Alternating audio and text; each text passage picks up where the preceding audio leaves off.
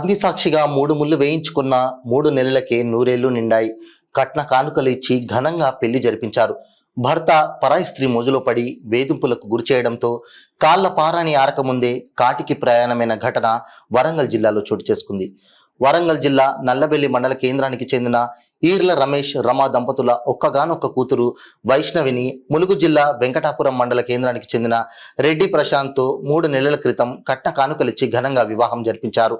వైష్ణవి భర్త ప్రశాంత్ విత్తన ఉత్పత్తి కంపెనీలో ఉద్యోగం చేస్తుండటంతో వృత్తిరీత్యా అనంతపురం జిల్లాలో నివాసం ఉంటున్న ప్రశాంత్ ఏప్రిల్ నెలలో వైష్ణవిని కాపురానికి తీసుకువెళ్లాడని తల్లి తెలిపింది.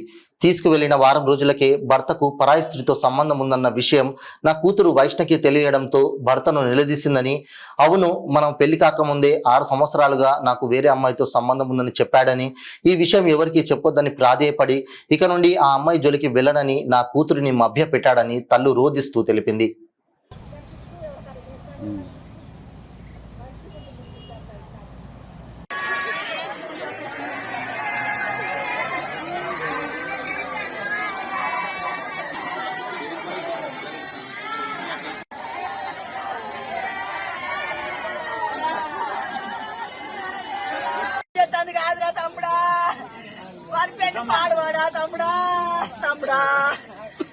నా తమ్ముడా అది ఏ ఉదుకబడ్డదిరా తమ్ముడా.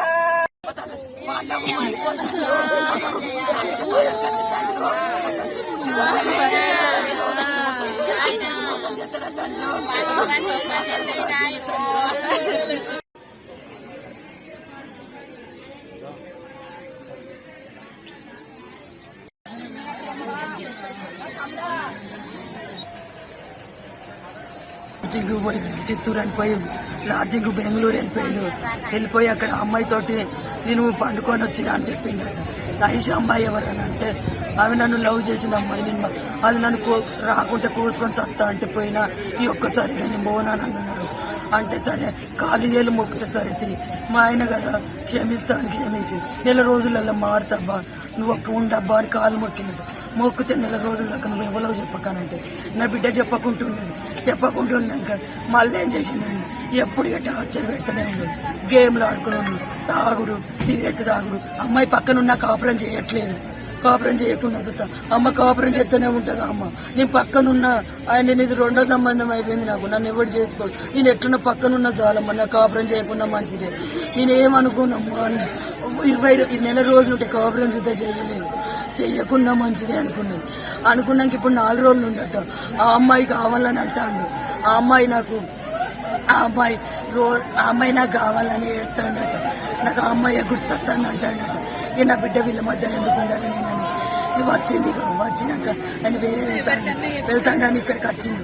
వచ్చే కదా వెంటనే మాకు మమ్మీ వాళ్ళ మధ్యలో ఉంటే వాళ్ళకు అడ్డు లెక్క అయిపోతున్నాయి కదా, మమ్మీ నేను లేకుంటే వాళ్ళు కలిసి ఉంటారు కదా అని అంటే వద్ద బిడ్డ ఇటువంటి మాటలు అనుకో, నువ్వు ఒక్కదే బిడ్డ, నువ్వు అట్లాంటి పని చేయకు బిడ్డ అంటే సరే అన్న తినబెట్టుకున్నా 4 గంటల వేసుకుంటాను. అది చెప్పలేదు మాకు. అది దాని డీపీ చూత పెళ్ళ మొగల డీపీ, భార్య భర్తల డీపీ, నా బిడ్డతో నల్లుండి పెట్టుకుంటే ఆ తులకది ఏం చేసిందట, ఆ డీపీ దియ్యి నాకు నచ్చదు అని తీసేదాకా ఎంబడి పడుతుంది. ఆమె భర్త వచ్చి ఆ డీపీ దియ్యి అని తీసేదాకా ఎంబడి పడ్డాడట. అంటే నేను చేసుకున్న భర్త నా డీపీ పెట్టుకోవద్దా అని చూత ఆ తుర్క దానికి అంత హక్కు ఉంటుందా. అది 6 ఏళ్ళ నుండి చేసుకున్నాడు. నా బిడ్డను ఎందుకు చేసుకున్నాడు, నా బిడ్డను ఎందుకు మోసం చేసి, నా కడుపు ఎందుకు కాల్చిండు, నా బిడ్డ ఎట్లా కలబడుతుంది. నేను 1 కోటి రూపాయలు ఇచ్చి నా బిడ్డ పెళ్లి చేసిన, నాకు ఒక్కతే బిడ్డ, నా బిడ్డని ఇస్తారా ఇప్పుడు మీరు అందరు నా బిడ్డని ఇస్తారా అయ్యా. వాళ్ళకు మాత్రం శిక్ష పడాలి, ఆ తురుకదానికి పడాలి, వాడికి ప్రశాంత్ కానీ పడాలి, కంపల్సరీ పడాలి.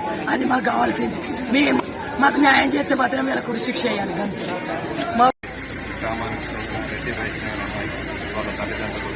ప్రశాంత్ మన అబ్బాయి వెంకటాపూర్లో ఉన్న అబ్బాయి అనంతపూర్లో జాబ్ చేస్తున్నాడు, ప్రైవేట్ స్వీట్ షాప్లో జాబ్ చేస్తున్నాడు. 3 months బ్యాక్ మ్యారేజ్ చేసినప్పటి నుండి అమ్మాయిని వేధించినట్టు, అబ్బాయికి ఒక అమ్మాయితో అక్రమ సంబంధాలు, ఆ విషయం దృష్టిలో పెట్టుకొని తరచుగా అమ్మాయిని వేధించడం, ప్లస్ ఆ విషయం అంతా కూడా అమ్మాయితో ఇంకొక అమ్మాయితోనే అతను అక్రమ సంబంధం ఆ విషయం పెళ్లి కాకముందే ఆ అబ్బాయి వాళ్ళ తల్లిదండ్రులకు వాళ్ళ కుటుంబ సభ్యులకు తెలిసి కూడా అది కూడా దాన్ని బయటికి తెలియనియకుండా అది కప్పిపుచ్చి ఈ అమ్మాయికి పెళ్లి చేసి అమ్మాయిని మోసం చేస్తారని పెళ్లి చేసుకుని ఇక్కడ నుంచి ఒక 2 months దాకా అక్కడికి అనంతపూర్కి అమ్మాయి తల్లిదండ్రులు అమ్మాయిని తీసుకెళ్ళి అక్కడ అనంతపూర్లో వాళ్ళ ఒక ఫ్లాట్ తీసుకొని అక్కడ అమ్మాయిని అక్కడ వాళ్ళ ఇంటి దగ్గర అబ్బాయి ఇంటి దగ్గర దింపి వచ్చిన తర్వాత నుండి కూడా అబ్బాయి ప్రవర్తనలో అబ్బాయి యొక్క అతను చూసుకునే విధానంలో చాలా మార్పు ఉంది.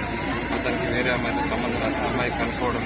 సో ఆ విషయంలో అమ్మాయి ఆ అబ్బాయిని దాని మీద క్వశ్చన్ చేయడం వల్ల అతను ఇంకా మరింత అటాచ్మెంట్ చేయడం, ఆ విషయం తల్లిదండ్రులకు ఫోన్లో చెప్పడం, సో వాళ్ళ మామయ్యకి చెప్పడం. సో ఇదంతా జరిగింది. అదేవిధంగా ఒక కారు కూడా కొనివ్వని చెప్పాను, అతను ఒక కారు కావాలని చెప్పాను, అతను డిమాండ్ చేయడం అనేది జరిగిందని చెప్పాను. సో ఈ విషయంగా ఈ చాలా రోజుల నుంచి అతనికి ఒక 5-6 years సంబంధం ఉన్నా కూడా అది దృష్టిలో ఉండి ఇది వాళ్ళంతా దాన్ని కప్పిపుచ్చి పెట్టి అది తెలియని ఏమి వాళ్ళు చెప్పకుండా అమ్మాయితో చెప్పకుండా ఈ అమ్మాయికి పెళ్లి చేసి ఈ అమ్మాయి జీవితం నాశనం చేసి ఈ బాధలు భరించలేక అమ్మాయి నిన్న మధ్యాహ్నం ఇంటికి వచ్చేసి మధ్యాహ్నం ఇంటికి వచ్చేసి వాళ్ళ ఇంట్లో కొందరు ఇంట్లో మామూలుగా మధ్యాహ్నం గడిపేస్తుంది. తర్వాత అమ్మాయి వాళ్ళ ఇంట్లో వేసుకొని ఈ బాధలతోటే ఆమె బయటికి తీసుకునే బాధలతోటే అమ్మాయి చనిపోయిందని వాళ్ళందరి మీద చర్య తీసుకొని అమ్మాయి